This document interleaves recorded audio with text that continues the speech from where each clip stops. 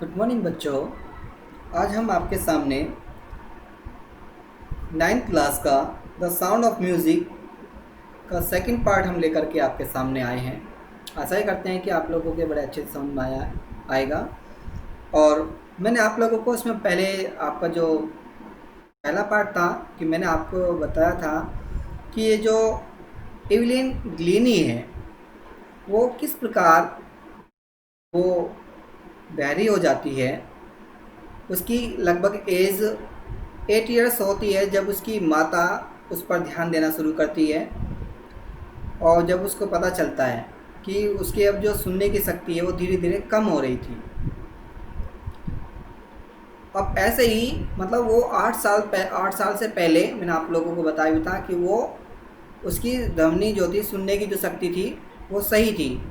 पर लेकिन जब वो 8 साल की हो गई थी तो 8 साल के बाद में धीरे धीरे उसकी सुनने की शक्ति वो कम होती चली गई थी। अब लोग जो भी उसे कहते हैं वो किसी बात को ठीक से उसका जवाब ना दे पाती। तो इस प्रकार ऐसा ही करते करते अब इसी प्रकार वो 8 साल की हो गई थी जब वो ऐसी समस्या आने लगी। फिर 13 साल की, मतलब इस तरह से उसकी जो उम्र है वो बढ़ती चली गई, पर फिर भी उसको इन चीज़ों का एहसास होता गया। फिर भी देखिए आगे चलते हैं, पता करते हैं कि क्या होता है उस समय, कैसे कैसे वो अपने उस जीवन को यापन करेगी। कैसे एक बहरे जो ऐसे कह लीजिए एक व्यक्ति बहरा हो जाता है, बहरा होने के बाद भी व्यक्ति किस प्रकार कितनी दृढ़ता के साथ में वो मेहनत करता है और उन सब चीज़ों का आनंद लेता है जो एक व्यक्ति ले सकता है। तो जो हमारा एक इवलिन ग्लीनी है वो किस प्रकार अपना वो आनंद ले रही है और उसने अपनी दृढ़ता के साथ में, ऐसे नहीं बड़ी दृढ़ता के साथ में, मतलब वो अपना उसने हार्ड वर्क करना, कठिन परिश्रम करना उसने शुरू कर दिया था कि जैसे सब लोग सुनते हैं मैं भी इस पियानो को इस तरह से सुनूंगी, ऐसे ही बजाऊंगी। तो लेकिन किसी का भी शौक़ किसी के लिए भी कहीं भी किसी तरह भी हो सकता है। ऐसा कोई ज़रूरी नहीं है कि कोई बहरा व्यक्ति हो और वो म्यूज़िक का संगीत मतलब म्यूज़िक का या संगीत का वो आनंद ना ले सके। हर तरह से वो व्यक्ति अब उसका आनंद ले सकता है। तो इस प्रकार देखेंगे तो क्या बताते हैं, ध्यान से सुनेंगे। तो सबसे पहले मैं इसको रीड करता हूँ, आपको बताता हूँ। तो इसने कहा Evelyn Glennie's loss of hearing had been a gradual. Her mother remembers noticing something was wrong. When the 8 years old Evelyn was waiting to play the piano, they called her name and she did not move. I suddenly realized she had heard, says Isabel Glennie's। आगे का उसने जो Glennie है, Glennie for the quite of while Evelyn managed to conceal her the growing the deafness from friends and teachers, but by the time she was 11 her marks had उसने कहा deteriorated and her head mistress urged her parents to take her to a specialist. It was then discovered that her hearing was severely or impaired as a result of gradual उसने कहा nerve damage. They were advised that she would be fitted with hearing aids and sent to a school for the deaf. Everything suddenly looked black, says Evelyn।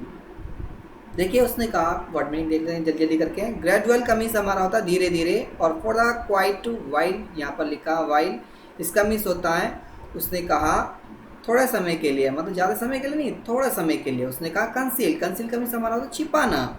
उसने कहा date, ये लिखा है deteriorated, इसका means होता है बिकेम प्रोग्रेसिवली वर्स, यानी ख़राब हो गए। और आर्ज का मतलब होता था मांग की या चाहत बताई, और स्पेशलिस्ट मिस होता है हमारा विशेषज्ञ जो होते हैं। इसने कहा डिस्कवर्ड का मतलब होता है खोज की गई, और सेवरली का मतलब होता है जो सिवियरली का मिस होता है इंटेंसली बहुत बुरी तरह से, और इम्पेरिड का मतलब होता है कमज़ोर हो गया।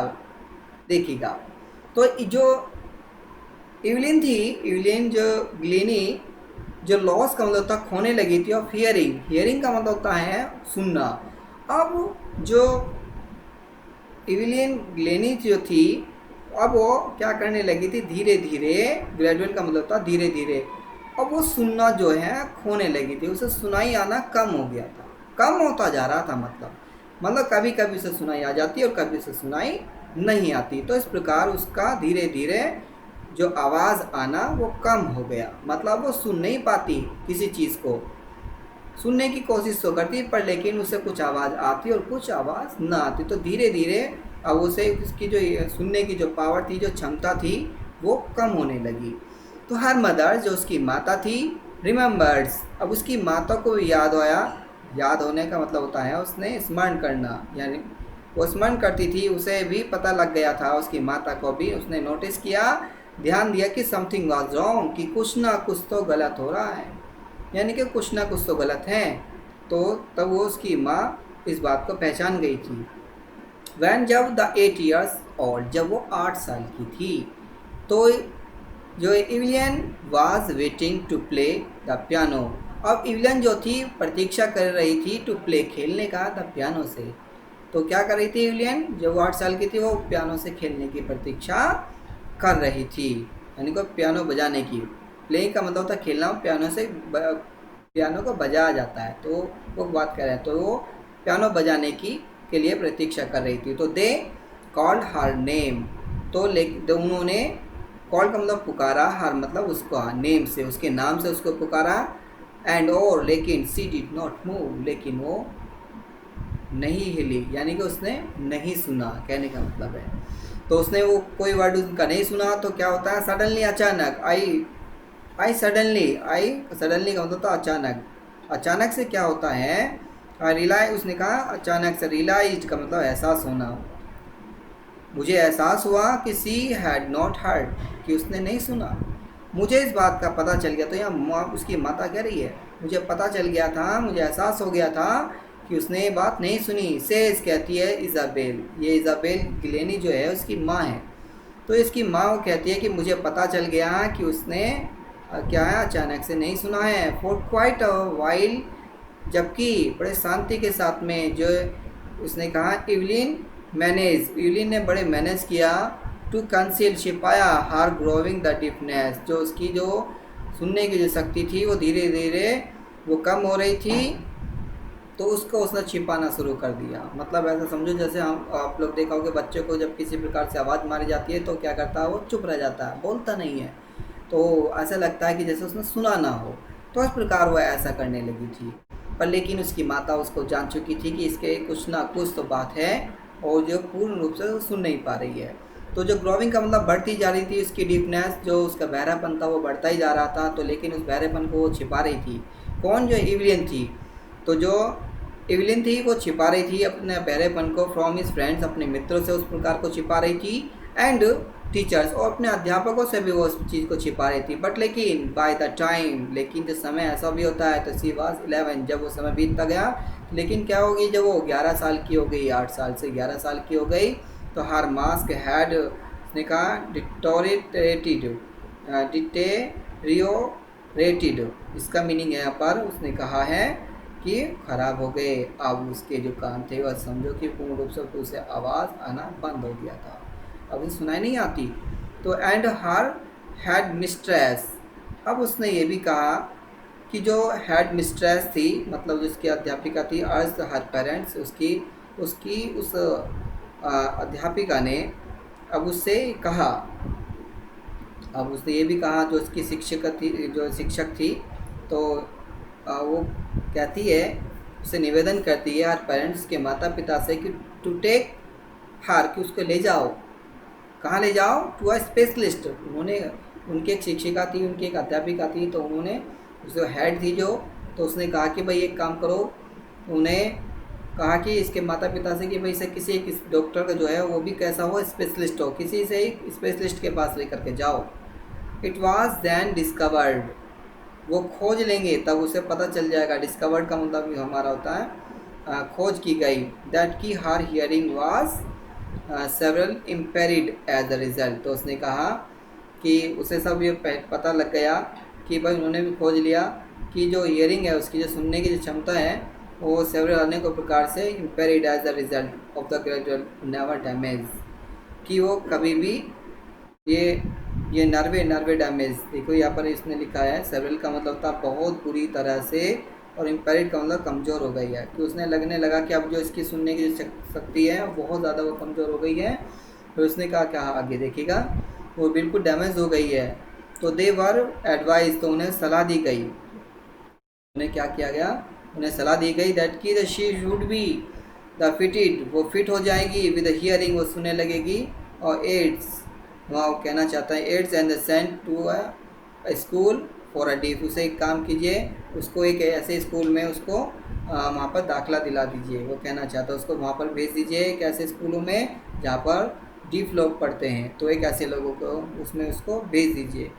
तो उसने ये भी कहा कि उसके जो कमज़ोर हो गई थी और उसके माता पिता को परामर्श भी दिया गया था कि बस की सुनने की जो क्षमता है वो कमज़ोर हो गई है, वो सुनने का, या फिर उसने ये भी कहा था कि एक हियरिंग एड्स आता है, हियरिंग एड्स का मतलब होता है कि कान में लगाने वाली जो एक सुनने की एक लीड टाइप में होती है, कि उसको एक यंत्र होता है जिसको लगाने से उस व्यक्ति को आवाज़ आ जाती है। तो दे वर एडवाइस, उन्हें ये सलाह भी दी गई दैट कि शी शुड बी फिटेड, उसके लिए अच्छा होगा विद हियरिंग एड्स, तो एक हियरिंग एड्स आता है कि सुनने का यंत्र आता है कि उसको लगा दिया जाए, and sent to a school for the deaf, या फिर उसको ऐसे उन बहरों के स्कूल में भेज दिया जाए। भाई एक उन्होंने सलाह दी, या तो एक काम करो कि भाई या तो इसके कानों में कि हियरिंग एड्स होता है उसको लगवा दो, और या फिर इसे बहरों के स्कूल में भेज दो। तो everything suddenly look black says एविलियन, अब ये सब जो एविलियन कहती है कि अकस्मात प्रत्येक चीज़ काली दिखने लगी, ऐसे समझो कि सब उसे कुछ ना तो सुना दे पाता ना कुछ होता, तो ऐसे समझो कि सारी चीज़ उसे अब ब्लैक ब्लैक नज़र आने लगी। देखिए फिर आगे क्या होता है, उसने कहा बट लेकिन जो एविलियन थी वाज नॉट अ गोइंग, लेकिन वो नहीं जा रही थी टू गिव अप, ये सब त्यागने के लिए, तो उसने सब कहा। तो आगे के देखिए क्या होता है, she was the determined to lead a normal life and pursue her interested in music. One day she notice a girl the playing ये देखिए कौन सा गेम है हमारा, इसने कहा xylophone, xylophone, and decided that she wanted to play to is to most of the teachers that discourage her, but